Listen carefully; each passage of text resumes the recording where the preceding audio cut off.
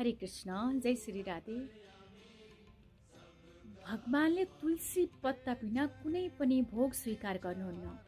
चाहे हामीले 84 व्यञ्जन मिठा मिठा परिकार भगवानलाई भोग किन नलगाउँ, तर त्यहाँ तुलसी पत्ता छोडिएको छैन भने त्यो भोग भगवानले स्वीकार गर्नु नै हुन्न। स्वीकार गर्ने त परको कुरा, हेर्दा पनि हेर्नुहुन्न।